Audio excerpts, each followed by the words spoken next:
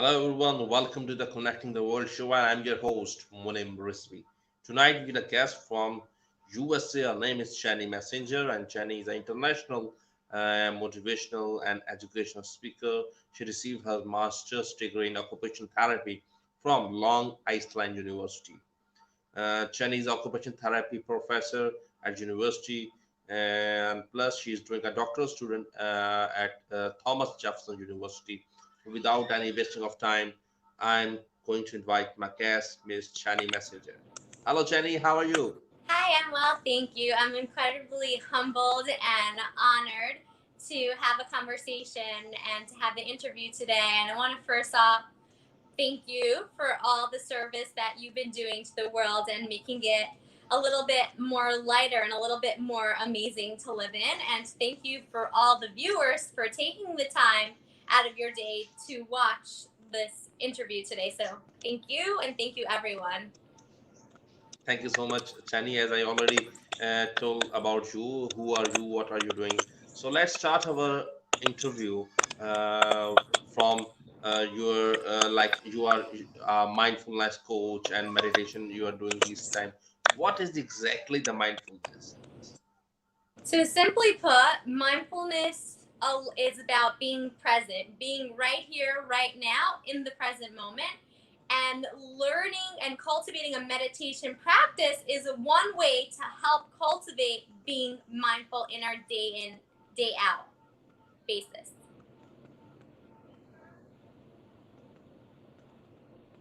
Okay. So how practice mindfulness? So, the type of mindfulness and the meditation that I practice is something called Vipassana meditation. It is known as insight meditation. And I'll typically sit for about 15 minutes to 30 minutes every day. And I will typically close my eyes, place my body in a comfortable posture, comfortable position, and I'll notice the breath as it enters and leaves my nostril. And if you notice as we breathe now, if we can take a moment to notice our breath as you breathe in and out, and you can notice this subtle, maybe you're feeling a little bit of warmth or a little bit coolness as you're breathing in and out. And for people that are watching, if it's a little bit tricky and challenging, then maybe focusing in on a larger surface area on the body. Let's say the chest area or the belly area, and noticing the expansion and the contraction. We can gently notice that by placing our one hand on our heart and one hand on our belly. And as we're breathing and as we're breathing out, we're just having the opportunity to notice our breath and to notice how are we breathing fast? Are we breathing slow? Is it a deep breath? Is it a calm breath? And this allows us to connect with our breath, which allows us to be in the present moment. So typically when I'm meditating, my eyes are closed. And some of the times I will place my hand on my chest and my belly, and I'll just notice my breath, and I'll notice every time there's a thought or if there's a feeling coming into play, as best as I can, I refocus back onto the breath. And the intention and the idea is about building that mind, building the mind muscle. We have the ability in school to learn math. We learn 1 + 1 is 2. We're able to learn about science and photosynthesis, and we're able to learn about atoms, and we're able to learn about chemistry. In school, we're learning to read, we learn how to spell, we learned that CAT spells cat, and we combine the letters together, it spells the word, we can pronounce it as cat.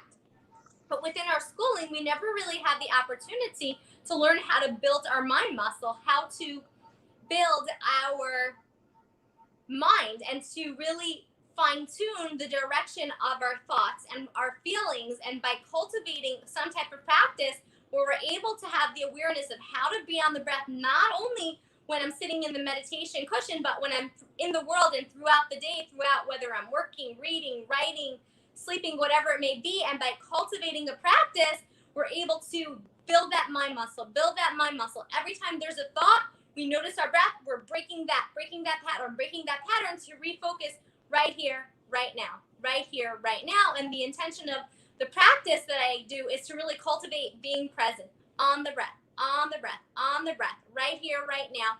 And a lot of the times our thoughts can be based on the future or based on the past. So let's say future based thought might be when I'm sitting and meditating, it's How am I going to get all my schoolwork done? How am I going to get all my lesson planning done? What am I going to have for dinner? It's future-based, it's anticipation.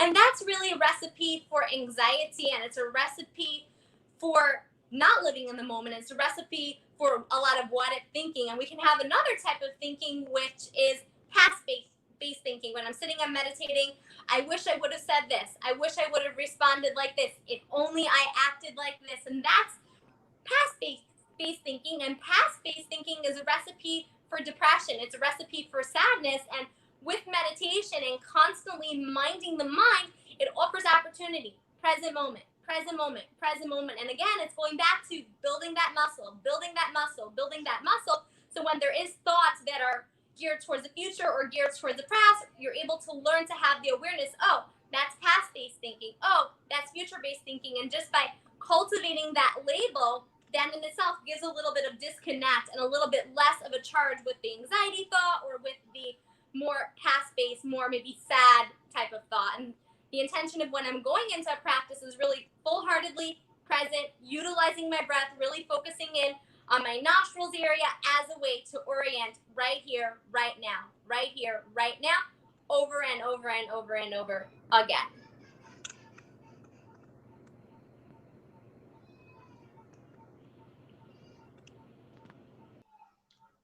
Okay, Chani, now tell me that as you was telling me about like you do mindfulness like this, it's same like yoga? So I get this question a lot. Yoga has a lot more or you can say a meditation. Sorry that I interrupted. It seems that the signal is a little bit funny.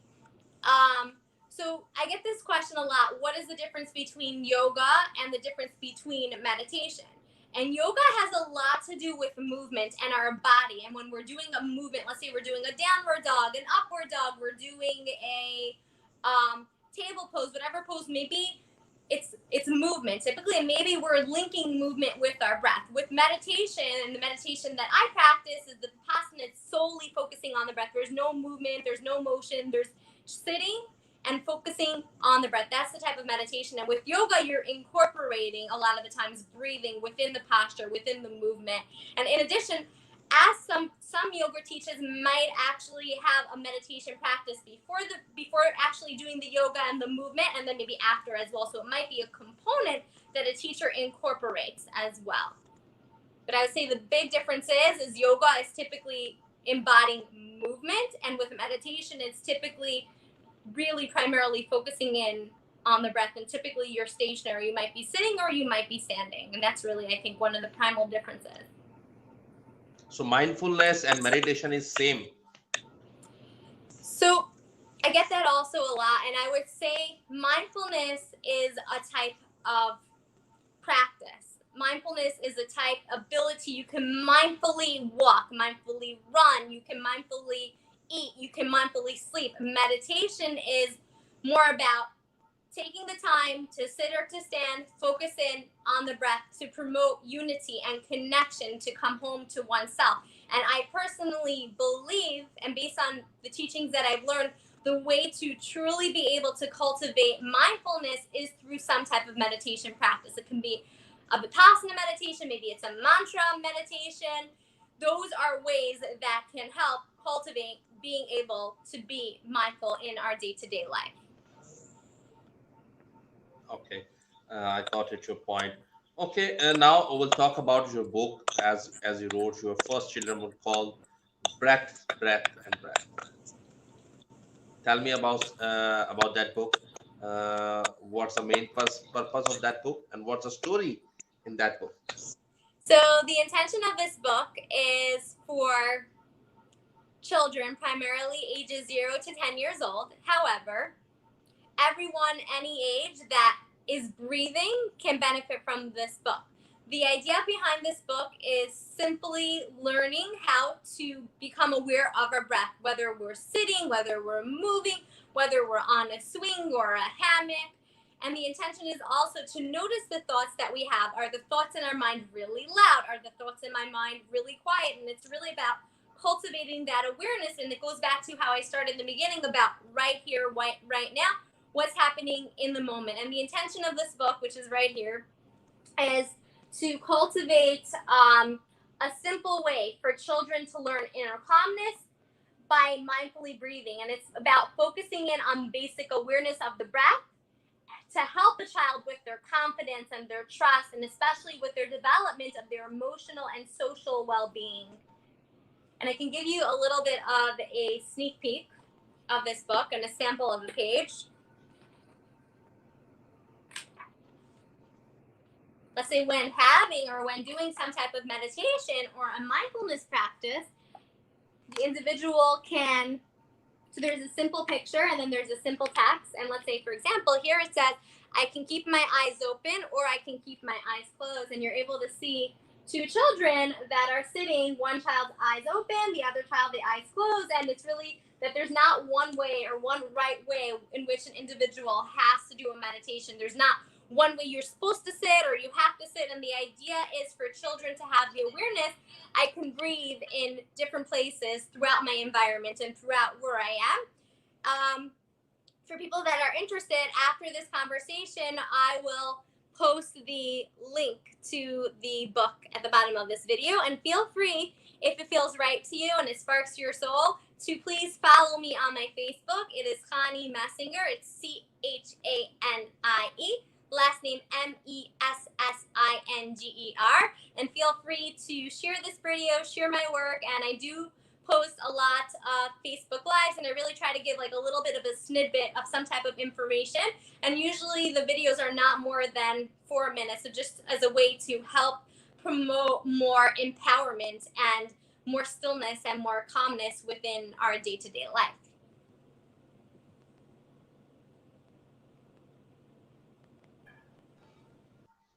Okay, Chanie, nowadays I saw you on Facebook that you are posting something about your book, like on a rainy day, and you are posting some poems. What are that about videos? Why you posting these videos? What's the main purpose behind that videos? Every day you post a new video of like 5 to 6 minutes. So the intention of the videos that I post is really to be of service of the world. The intention is really to help individuals learn to tap into themselves and show individuals that within our lives, we might have rain, we might have snow, and a rain or snow might be a challenge with our family, with our friends, with our caregivers. It might be financial. And with any challenge or with any struggle that we have in our life, we have opportunity to use that as a way to learn and as to grow. And that's really the intention of the videos. When it's sparking or speaking to individuals, the intention is to relate it to their own life. You may not have a child, okay, but you have a mom. Or you may be in school and you may not have work. So then work might not be related to where you are in your life, but then the school might be related. So whatever things I'm saying, individuals can kind of bring it back to themselves and where they are within their own stage in their life. That's great. Like I was watching your video regarding love and oneness. So that was the video from Tell us, today. yeah, tell us about what do you think about love and oneness? I think that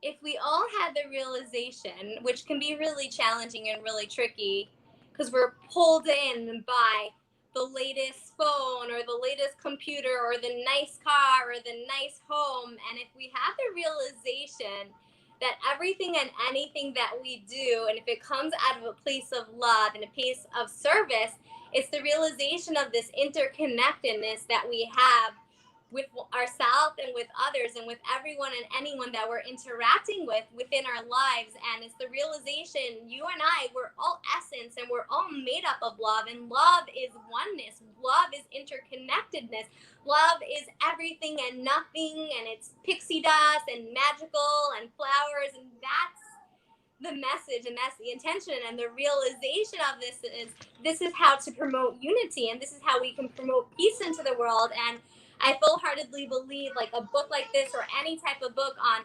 meditation or mindfulness is a way to help promote peace and unity in the world. And if we have the opportunity to tap into oneself over and over and over again, not just once or twice, but every day 2 or 3 minutes every day, just focusing in on our breath, setting a timer, and cultivating that space and giving ourselves the opportunity to come home to oneself over and over. It's the realization that we're love and we're light and we're all interconnected and we're all one and we're all striving for the same thing. We all want to be seen. We all want to be heard. We all want to matter. That's all. We're no different from one another, whether someone's living in Honolulu or Pakistan or Palestine or Israel. We're all striving for the same things. Yes, we have different mannerisms. Yes, we have different experiences. Yes, we have different upbringings.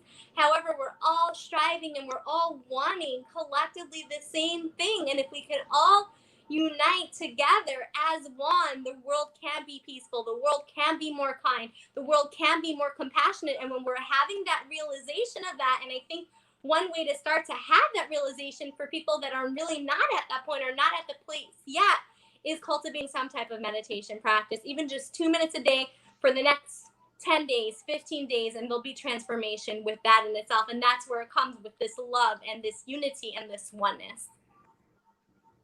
Okay, now I have a question as your international speaker and educator. So, what do you think about learn, unlearn, and relearn? Learned, unlearned, and what was the third? Relearn. Relearn. Learn, unlearn. I'm not so familiar. Is that a concept that's going around, or? I'm talking about what do you think about learn, unlearn, and relearn?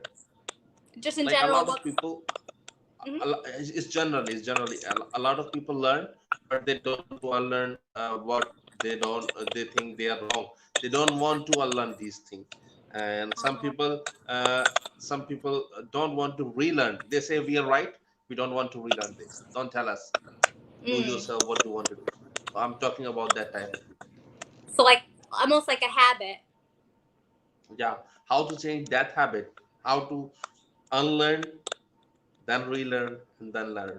The first thing is wanting to, and it's having the awareness of a habit that might be negative or might be stagnated and might be hindering my growth. So let's say, for example, there's a tendency for people to be, and it's kind of cultivating duality, but just for this example's purposes, there's a tendency for people to be an optimist or a tendency for a person to be more of a pessimist. So optimism, they're focusing in on the positive, they're focusing on the good, they're focusing in on what I have. There's a lot of gratefulness, there's a lot of love, there's a lot of kindness. And then there's a tendency for individuals that are more pessimistic, more negative, more I don't have, it's more out of lack, and I wish, and I need, and I want. And it's the realization of this duality. And if an individual, I know for me personally, for a long time, I had a habit of being very pessimistic.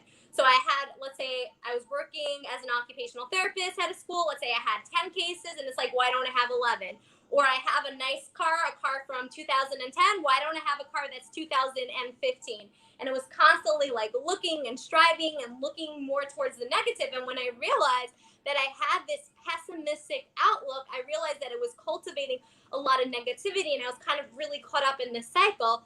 And I was like, okay, so how can I break this cycle? And the first step to breaking that cycle was the awareness and wanting to break that cycle. It's like, okay, I'm in this negative thinking, I'm in this lack-based thinking, I'm in this pessimism. The first step was noticing it and acknowledging it. Then after that, once I started noticing it and acknowledging it, I was like, okay, how can I reframe? So I have 10 cases. Okay, I really want 12. It's like, oh, wow, I'm so grateful and so thankful that I have 10 cases. I have the ability to work. I have the ability to be of service to the children. When I have, let's say, the car, the 2010 car, and I want a newer car or a car that's, let's say, 2014, it's a realization, thank you, that I have a car. I have the ability to drive, and it's focusing in on what do I have. And in this moment, this is what I have. And that was just a way to change that paradigm and to really hone in and focus in on gratefulness. And it started to stem from the first was the awareness of it. And then the second step was reframing and refocusing. And it was constant. And research shows in order to be able to build a new habit, it takes about 21 days. So I cultivated a journal and I cultivated a gratefulness and a thankfulness list every day. And every time there was that thought or that feeling, I notice, I acknowledge, and I try to reframe. And with any habit or any behavior that individuals really want to unlearn, maybe it's procrastination, maybe it's money management, maybe it's time management, maybe there's laziness challenges that's coming to play, whatever it may be, I think one of the keys is having the awareness first, noticing what's coming up, reframing, and coming up with suggestions and ideas that can help with that skill and help develop it. And I personally take on the perspective of a lifelong learner. Even if I learn something 5, 10, 15 times, it comes to my life over and over again. I look at it as an opportunity for me to learn and for me to grow from it. And it's the idea is cultivating this lifelong learning process of learning and growing and exposing oneself to audios, to self-help classes, to reading, to writing, to conversation. And this is a way to help starting to break habits. And this is a great way to start to expose and open up the horizon and our ability to see the world in a different light. That's great. Okay, now Chanie, I have a question that what's your mission? What's my mission? Yeah. In this moment in time, my mission is to empower and to be of service into the world for individuals that are interested, especially for females, to realize that we have the ability to achieve beyond the imaginable. If you can dream something, you can achieve it. And now is the time to step up, learn the skills, learn the techniques, learn the trade, whatever it may be. And it's opportunity to be able to be of service into the world. And each and every one of us have the ability. We all have talents. We may have 1 or 2, we may have 3 or 4, and it hasn't maybe been discovered. And learning what your talent is, tapping into that, building the skill, having the passion for it, and the world and your ability can really transpire and catapult with everything and anything that you do in your life. And what are you thinking about for the next 5 years? What you are going to do as you tell us about your mission, how you are going to achieve your mission in the next 5 years? So for the next bit of my life, my mission is to be of service through writing, through speaking, through teaching, through creating. And the intention is to be of service for people that are interested. My goal is to continue to speak on larger scales, to continue to have interviews. My goal is to manifest finances so that I can be in service in countries like Pakistan or Thailand or Timbuktu, for places that really don't have the financial means. I would want to, and I will be in service to provide my time and my resources to give back and to continue be of service to people throughout the world. Like I know some people who have some abilities, but they don't want to tell everyone, and might be they're afraid that what people can think about them. So how can you are going to have these kind of people? I'm especially talking about females.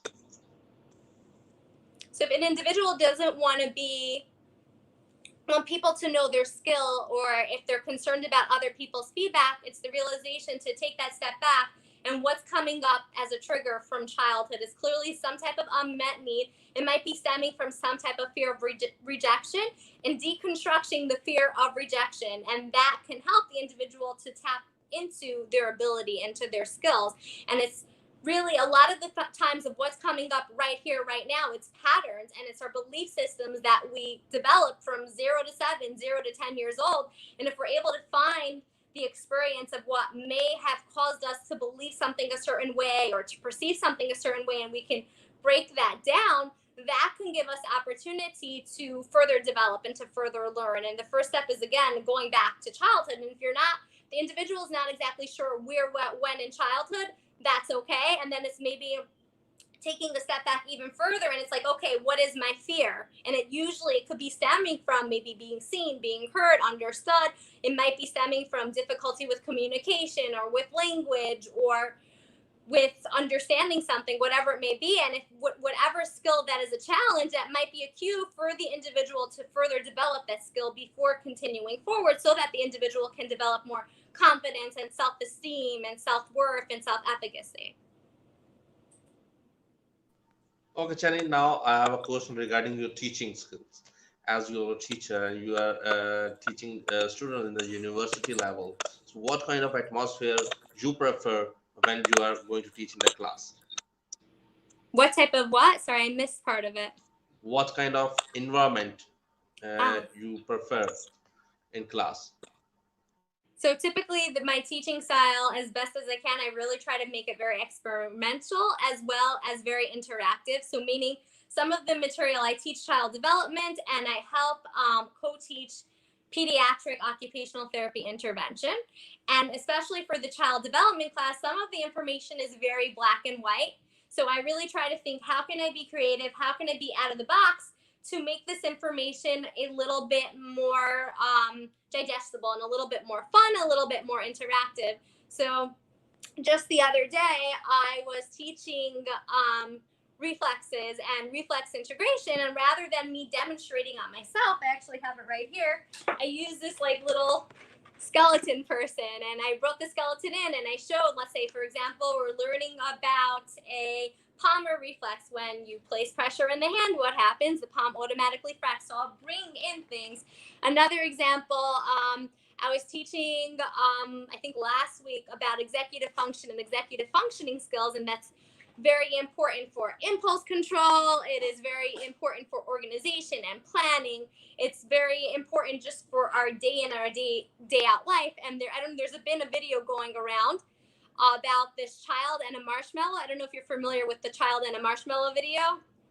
So I brought in this video to the students, and I was like, okay, let's watch this video, and we're going to see three-year-old children that are exposed to a marshmallow, and they're told that they cannot eat. Let's see how are they able to wait, are they not able to wait? And then we watched the video, we saw how the children responded, and then after that, my students and I had a conversation. So why are you bringing up this video? And the intention was going back to instant gratification. And instant gratification has to do with an executive functioning skill. And research shows that individuals that have strong executive functioning skills, they have a higher probability of being successful later on in life. They have more of ability to be able to go to college and to learn, and they have the ability to more of a probability to be able to get a degree. And so the idea is I try to bring things in that relate to the students. It's a little bit out of the box, and then apply it to the lesson.